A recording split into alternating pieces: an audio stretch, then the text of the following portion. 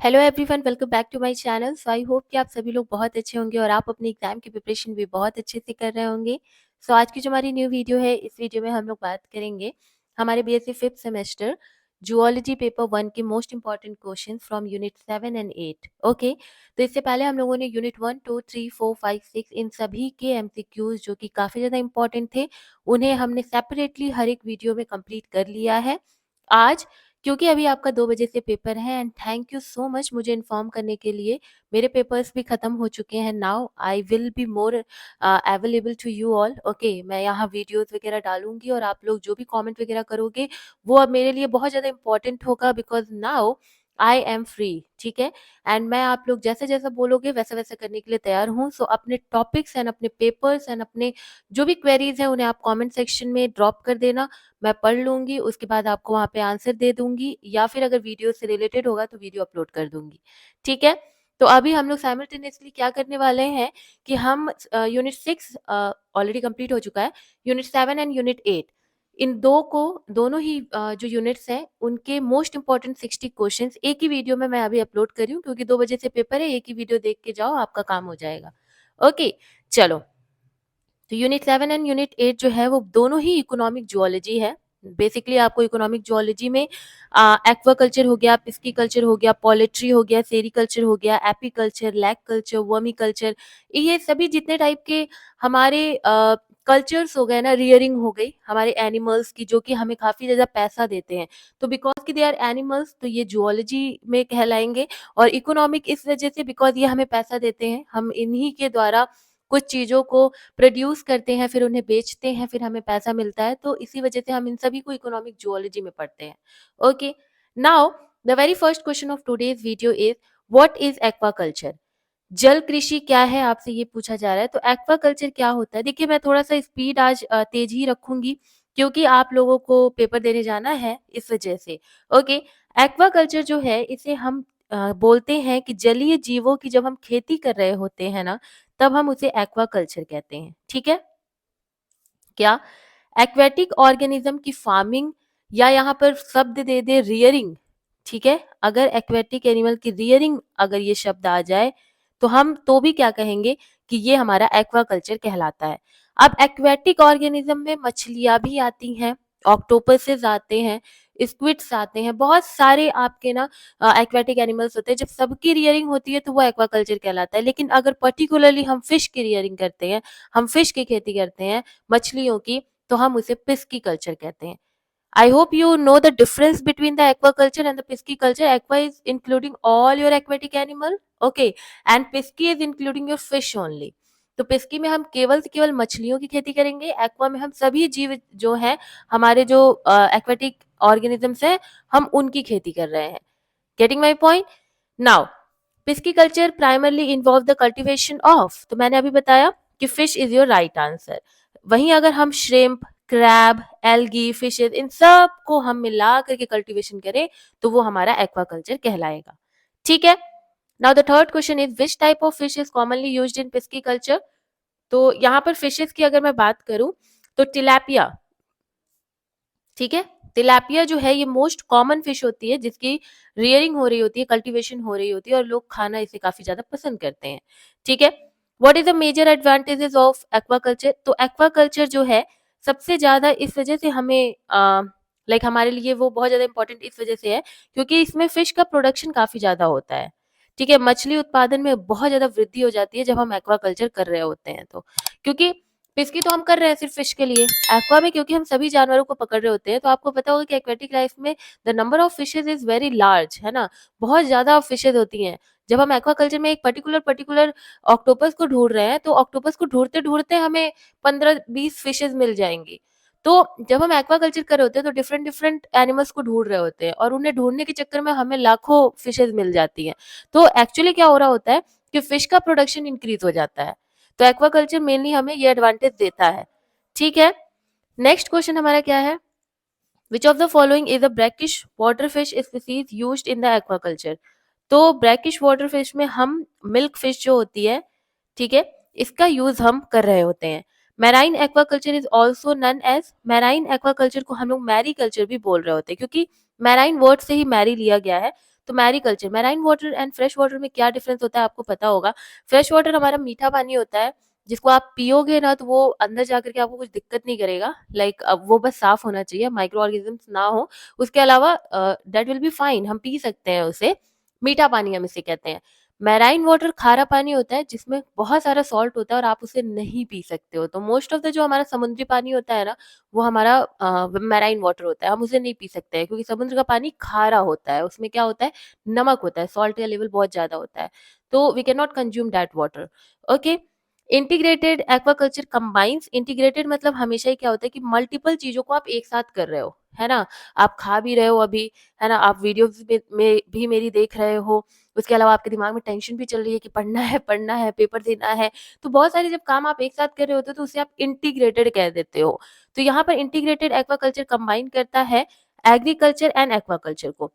होता क्या है कि कृषि भी हम करें, हम फसल भी उगा रहे हैं और हम साथ ही साथ में एक्वाकल्चर भी कर रहे हैं, तो दो चीजों को हमने मिला दिया, तो दो चीजों को मिला रहे हैं, दैट मीन्स कि इंटीग्रेटेड हो गया। ठीक है। Now what is the process of rearing.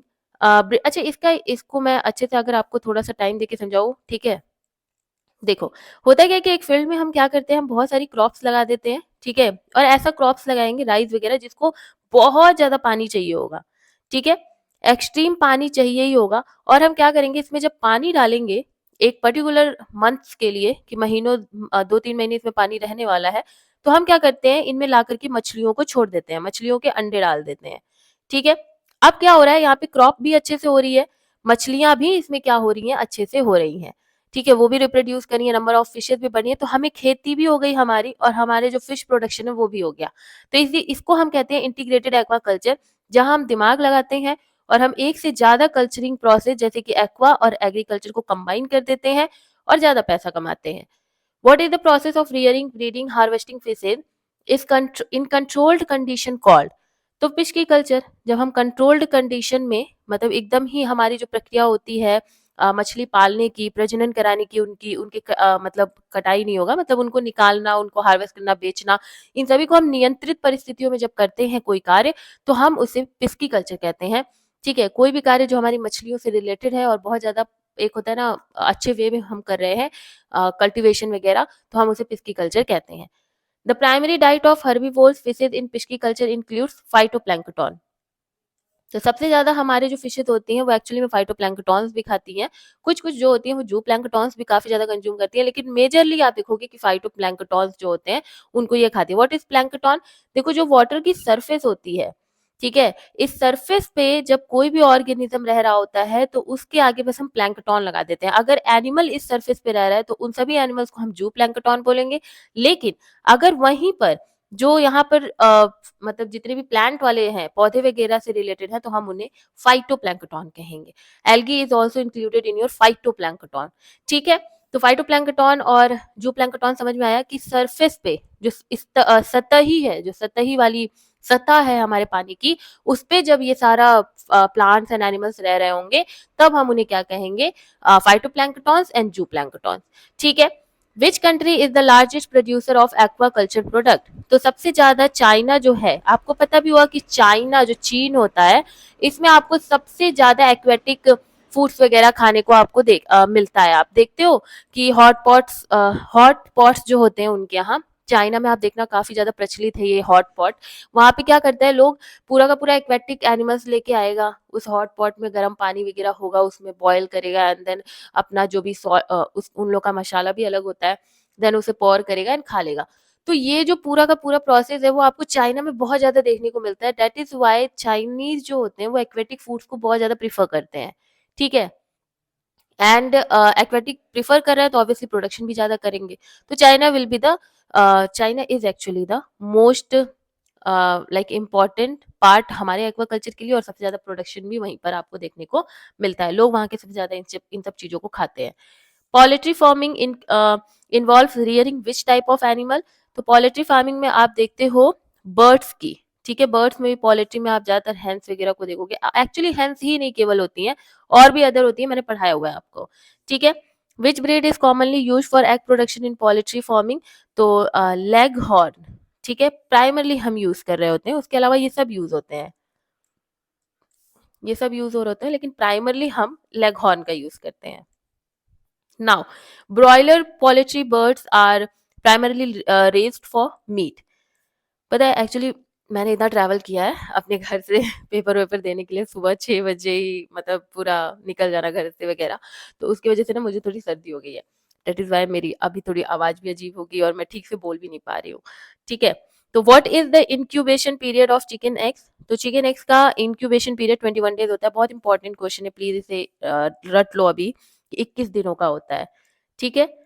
Now, which disease is major concern in poultry farming? Again, this is the most important question. इसको रट लेना कि रानी खेत. ठीक है. रानी खत डिसीज या रानी खेत डिसीज जो होता है वो सबसे ज्यादा आपको मुर्गी पालन में देखने को मिलता है, जो मुर्गियों को हो जाता है. ठीक है. The term layer in poultry farming refers to. तो टर्म लेयर जो है इसका मतलब होता है कि बर्ड रियर्ड फॉर एग. अंडों के लिए जब हम पालन करते हैं पक्षियों का, तो हम उसे लेयर के नाम से जानते हैं. ठीक है. Now, which mineral is essential for egg shell formation in poultry? Again, the very important question and the easiest one, calcium. ठीक है. Which of the following is the hybrid poultry breed? तो हाइब्रिड पोल्ट्री ब्रीड का यहाँ पर क्या नाम है? One राजा. ठीक है. पुराना मार्गनी वन राजा. ठीक है. अब poultry manure is rich in. तो पोल्ट्री मैन्योर जो होता है वो नाइट्रोजन भी उनमें काफी ज्यादा पाया जाता है, फॉस्फोरस भी पाया जाता है एंड पोटेशियम भी पाया जाता है. So all of the above is your right answer. ठीक है. Which vitamin deficiency causes curled toe paralysis in poultry. तो हैंस वगैरह में या पोल्ट्री में जितने भी हम पक्षियां देख रहे होते हैं ना, उनमें क्या होता है कि उनकी जो टो होती है, जो पैर की जो उंगलियां होती हैं वो कर्ल्ड होने लगती हैं, मुड़ने लगती हैं. तो ये पैरालिसिस का एक सिंबल भी उनमें देखा जाता है कि फिर काम नहीं करती है उनकी बॉडी. ठीक है. तो ये जो होता है ये डेफिशिएंसी होती है एक विटामिन की, जिसका नाम है विटामिन B2. ठीक है. इसकी डेफिशिएंसी की वजह से आपको कर्लिंग इन टोज आपको देखने को मिलेगा पोल्ट्री बर्ड्स में. What is sericulture. रेशम उत्पादन क्या है. तो रेशम भाई उत्पादन यही है कि जब हम रियरिंग कर रहे होते हैं सिल्क वॉर्म की, हम रेशम के कीड़ों का उत्पादन जब मतलब होता है ना कि हम रियरिंग कर रहे हैं सिल्क वॉर्म्स की for the production of silk. हमें सिल्क चाहिए इसलिए सिल्क वॉर्म की रियरिंग कर रहे हैं, उसे पाल रहे हैं, तभी तो हमें सिल्क मिलेगा. तो इसे हम सेरीकल्चर कहते हैं. ठीक है. Now which species of silk worm is widely use for silk production. हमेशा से मैंने बताया है आपको बॉम्बेक्स मोराए, प्लीज याद कर लेना, बहुत इंपॉर्टेंट क्वेश्चन है. ठीक है. Mulberry leaves are the primarily food for. तो प्राइमरली फूड होता है हमारे मलबेरी. वही रेशम के जो कीड़े होते हैं ना वो मतलब मलबेरी लीव्स को बहुत ज्यादा चाह से खाते हैं, बहुत पसंद होता है उन्हें. Tushar silk is produced by. तो तशार जो रेशम होता है ये प्रोड्यूस होता है हमारे एंथेरिया मिलिटिया का. इसका एक और भी नाम है. ठीक है. मैं देखती हूँ, मैं उसे लगा दूंगी, मुझे याद नहीं अभी आ रहा है. तो यहाँ पर ये तो लिखा हुआ है बट इसका एक और नेम है, तो वो हो सकता है आपसे पूछा जाए. ठीक है. Which country is the largest producer of silk. तो अगेन जो हमारा चाइना है ये लार्जेस्ट प्रोड्यूसर है. The silk gland of a silk worm secrete protein.